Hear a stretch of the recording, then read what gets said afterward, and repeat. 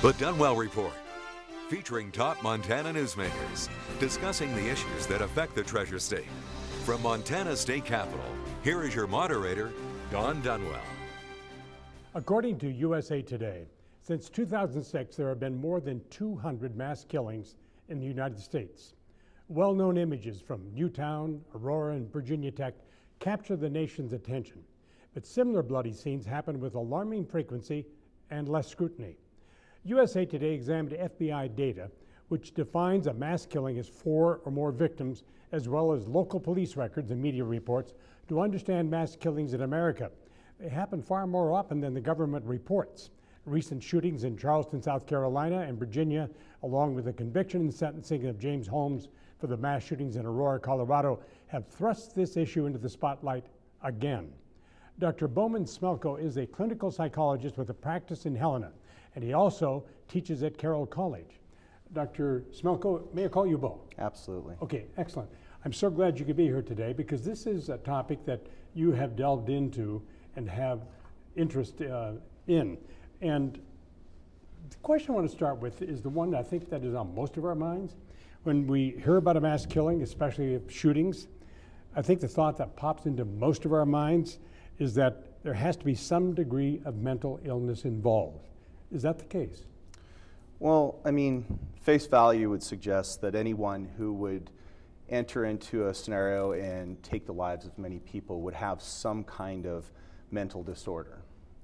In fact, the profiles of many of these individuals is young adolescent males or younger males, isolated, delusional, mostly with substance abuse disorders. Conversely, when we look at the data, it doesn't support that mental illness is really what's driving these acts. Because the data would suggest that it's not always a mental illness that's involved in it? Correct. What the profile we're really looking at is that while some diagnoses, such as schizophrenia, actually raise the chances of violence, statistically, it's very low in the percentage of what contributes to that. Really, the isolated individual, agitated, young substance abuser would be more of your profile of what we would be the most concerned about. In fact, past behavior such as episodes of violence and or repeated acting out with substance abuse such as multiple DUIs or narcotics arrests, those kind of factors retrospectively are more suggestive of violence than actual mental illness itself. You mentioned something as you were pointing this out that it sort of rings with every time this happens. James Holmes' case is probably a case in point. Mm-hmm. They're often referred to as loners, mm-hmm. these people. And you mentioned social isolate, mm-hmm. That tends to be an indicator of a possibility that this could be a case. Not everyone who is a social isolate is going to become a mass murderer, but that seems to be part of the equation. True. When we look at these cases, individuals who are isolated, whether they perceive that they're isolated, they perceive mm-hmm. a lack of social support, they have disconnected themselves for one reason or another, they become hyper-focused on weapons, and ultimately feel picked on by other people, is what we would consider someone who, when we look back on these individuals, meets a quote-unquote profile. However, we can't just say that everybody who's isolated, feels bullied and threatened and likes weapons is a threat. That would describe thousands of young men across the United States who have never engaged in violent behavior. And these incidents, while there are a large number of them, they still, if you look at the number of people that fall in the category you say, if all of them were prone to do mass violence, the numbers would be astronomical. Right. So, yeah, we can't just say that's the key. We can't just go target those individuals, for sure. Well, let's get back to mental illness, though, on this point. There are those who think that we need to do a better job of screening people with mental illness for access to weapons, to firearms in particular. Mm-hmm. What are your thoughts? I think that we could probably focus our efforts better. I think that, well, let's take this for example. Research would suggest that even if we had a perfect mental health system, if we were to eliminate the diagnoses of schizophrenia, major depression, bipolar, which would be a dream come true, we would probably only see about a 4% reduction in violence, in mass violence like that. Well, we're going to pause at this point. We'll come back with more discussion about this whole issue of mass violence. Okay. We're talking with Dr. Bowman Smelko, who is a clinical psychologist and also a teacher at Carroll. We'll be back after the break. The Dunwell Report returns after this.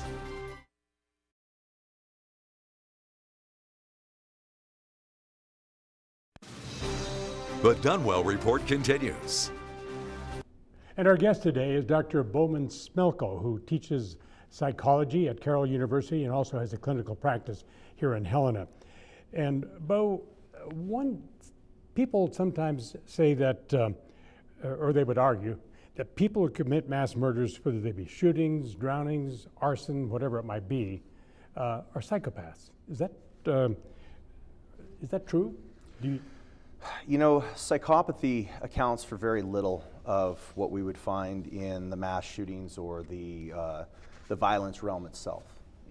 In fact, psychopathy is recently postulated to be something that possibly is born with, a part of the brain that inhibits the person's ability to feel anxiety for the hurt or sorrow of others. And I'm just trying to simplify this, obviously. That sounds like a really bad thing, but I think you also have examples where that, in fact, is a good thing. Am I correct? It can be. And, you know, psychopathy in the wrong brain, like the Ted Bundys or somebody to that ilk whose end goal is to hurt others, is a very bad thing. Psychopathy has been speculated to be a trait that was found in General Grant, for instance. That was somebody that's been talked about in the literature.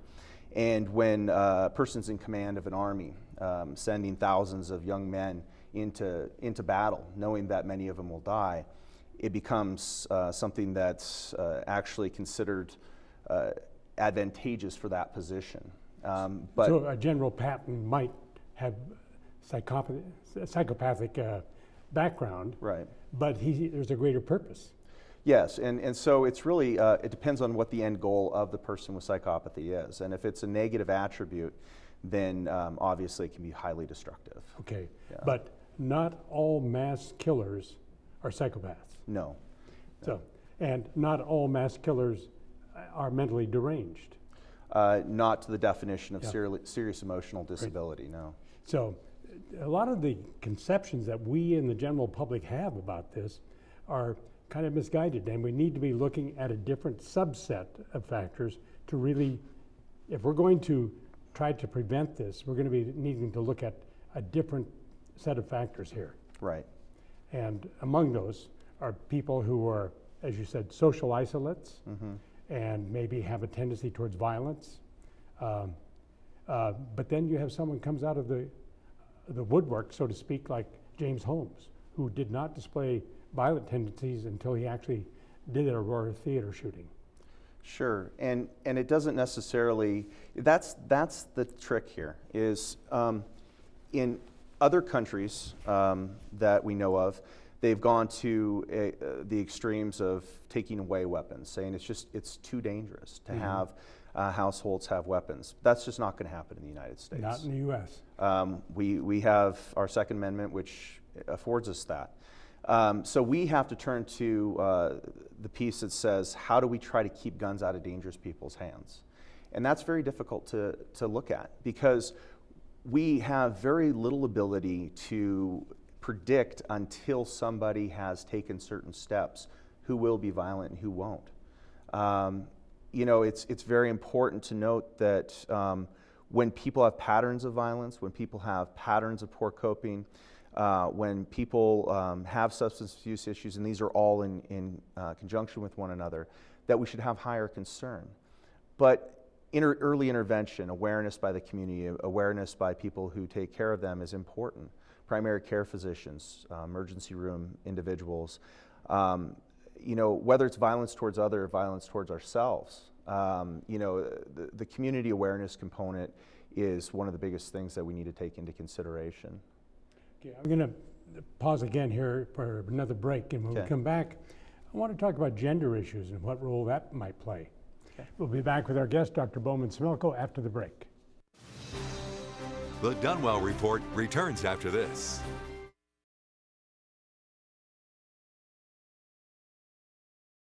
The Dunwell Report continues. Our guest today is Dr. Bowman Smilko, psychologist, and we're talking about mass violence and mass killings, which are extraordinarily upsetting to us when we hear and read about them. The school shooting in Newtown, Mass, probably one of the, Newtown, Connecticut, probably one of the worst. To think of all those kids. And again, a person who comes from a loner background, more or less. But again, unpredictable, except that there was an amassing of firearms and things like that. How do we try to hone in to find these people before they reach that stage? Sure. So after, and again, this is very difficult because again, there is no specific profile. Whether we look at a shooting where an individual collects firearms, perseverates in his case on the acts of violence, and goes and carries them out, or if somebody is such as Columbine or any shootings, regardless of the act or the circumstance in that mass setting. The prediction is poor because, again, it's traits which many individuals in the United States have. Poor social skills, isolatory behavior, substance abuse issues. I think when we find individuals who have mental disorders, we're very quick to want to say, look, that must be the cause. We need to track that.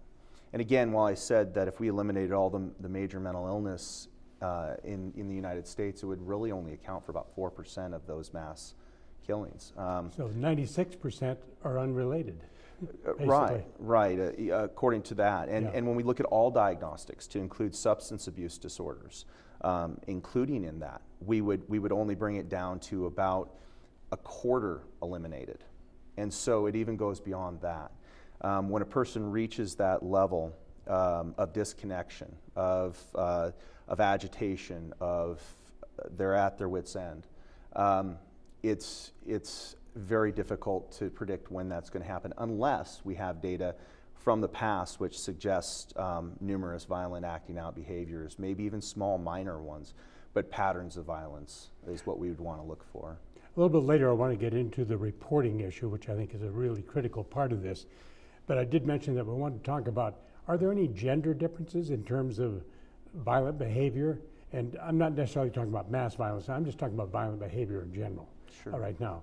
Are men more prone than women to do this?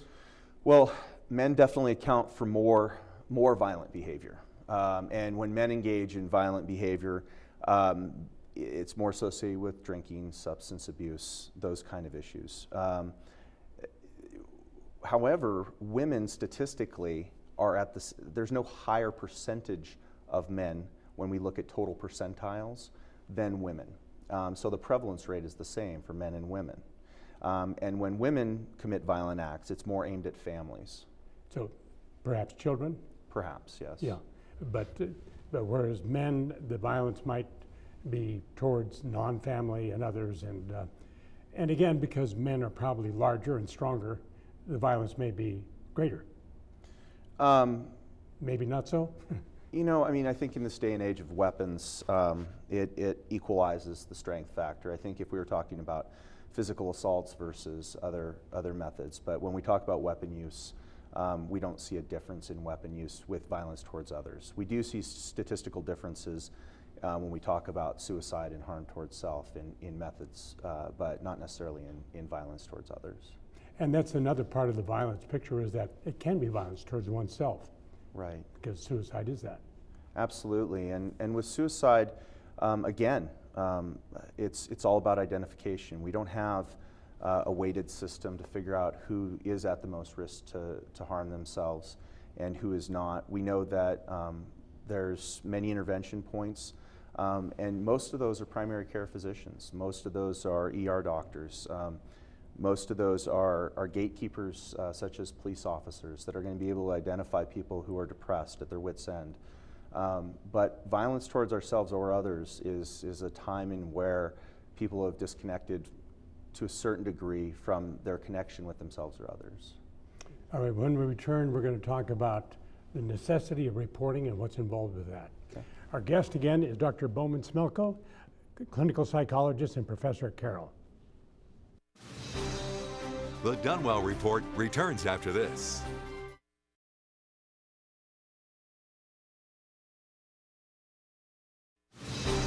The Dunwell Report continues. We're talking with Dr. Bowman Smelko, and mass violence is the topic we're talking about. One of the issues that seems to me to be interesting and at some point is to a degree intertwined with an act of mass violence, and that is that there always seems to have been someone who had some indication, not full knowledge, but some indication that a person might be tilting that way.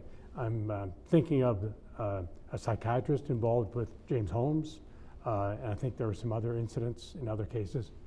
What is the responsibility of people in your position, for instance, in terms of identifying and notifying people? Is there a protocol here? Well, it's a difficult subject first, is that we're referring to a relationship between a patient and a doctor, right, which is understood to be confidential. And at the same time, there's been national case law which has set precedent for us and on our reporting standards. I would say the big one that most people would refer to is Tarasov, and it's in reference to a young girl named Tatiana Tarasov. And counselors had very good understanding that her assailant was going to harm her, and chose not to inform her or authorities of the issue. And it led ultimately to a very bad situation with Tatiana. This set the stage. There's also been other case law that's reinforced even when an individual doesn't necessarily have the means that reporting is necessary. If a person has an identifiable victim, if a person has the means to carry that out, if there's intent to carry that out, there is a reporting duty. And is this federal law or that? Well, each state has their own laws. Oh, I see. And many are or mimic federal statute on this, but ours specifically speaks to those imminent terms, and ours specifically speaks to imminence to another. So, are they going to go out and do it now? So it sounds like this could be kind of a vague area because we're talking about intent, and how do you really measure intent and the willingness to carry it out? It's a difficult subject. In one study, over 50% of people in my profession, given case scenarios, chose not to report based on their worry that the therapeutic alliance would be destroyed. I think that it's a very strenuous situation for the clinician because they've taken the confidence of another individual, and to decide how serious that person really is about their actions is difficult to ascertain. Absolutely. So I don't know how you train a person then to reach a point where they can make, it's certainly not a snap judgment. It would have to be one that would be really thought over. But at the same time, if there's a potential victim at risk, that's got to weigh heavy. Absolutely. And I can't speak for all clinicians out there, but the reporting process is confidential. The individual would not have to know their therapist was the one that made that report. Conversely, most therapists are concerned that this might be the only person that they were the only person that was told, and it would be known anyway. And my personal stance would be that safety of a person or of another person, safety of a client or another person is paramount, and that would be our first priority. So again, it's a case-by-case thing, Right. and you have to really know the client. Absolutely. And really have a good grasp of what's going on there. Right. Any particular advice that you would have for people in our viewing audience who might feel that they are confronting a situation in which this could be an issue? That, in other words, how should they approach it if I'm, let's say, a parent or a sibling of someone who I think might be prone to do that? Should I go to authorities or what? I don't think that's a bad idea. If you have a serious concern that violence is going to occur, contacting authorities and letting them investigate is always a course of action that can be taken. I would say that it's our community's duty to take care of one another and to put that at the forefront. And it might help the individual too. Most likely will. They can get the help that they need to get out of that mindset, to maybe seek supports and assistance with whatever's going on in their life. Bo, thank you so much. Appreciate your conversation with us. Thank you, Don. We'll be back with some closing thoughts. The Dunwell Report returns after this.